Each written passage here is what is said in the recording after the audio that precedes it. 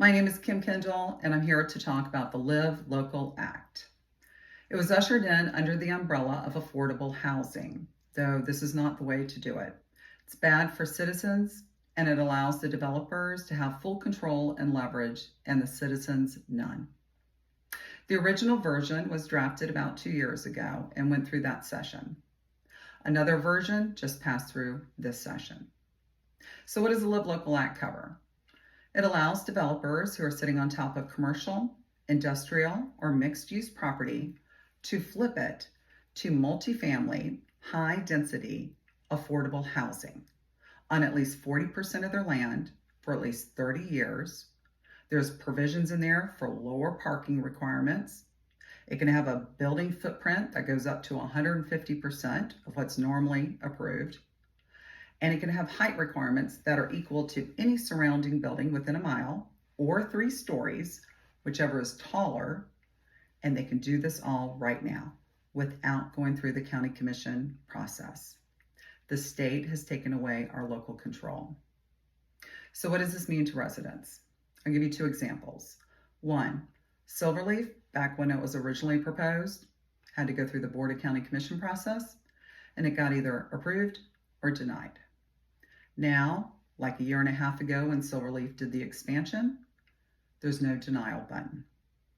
There's only 3 bad options. Option 1 is terrible. We all know we can't handle one more house.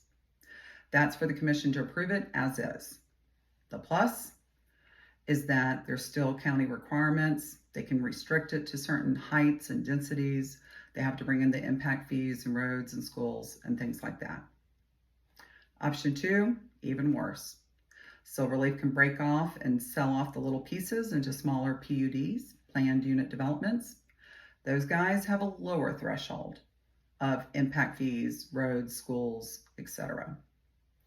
Or we can deny them at the commission level, but then they just simply get to now invoke the Live Local Act.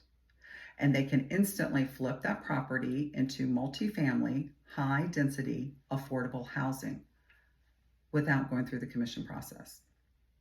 Second example happened just like that. It was in Ormond Beach. Here's a link to the story. A developer that was building a place called Timber Creeks Apartments. They proposed 270 apartments in the Ormond Beach area west of 95. The Planning and Zoning Board actually recommended a denial because it was the wrong location. And even though the Live Local Act, the original one, wasn't even signed into law yet, the developer went to the commission and said, look, you either approve my 270 apartments with your restrictions, or I invoke the Live Local Act and I can bring 525 apartments. So the commissioners, knowing they don't have a denial, chose the lesser of the 2 evils and picked the 270 apartments. Until we can get this bill repealed, we've lost all of our ability to say no. And actually, this is an area where my opponent and myself differ. My opponent, Nick Primrose, has publicly stated that he does not believe the Live Local Act should be repealed. He states it's a significant step forward in addressing this issue. And he states he's proud of our Florida leadership for taking action. As for me, I do believe the Live Local Act needs to be repealed.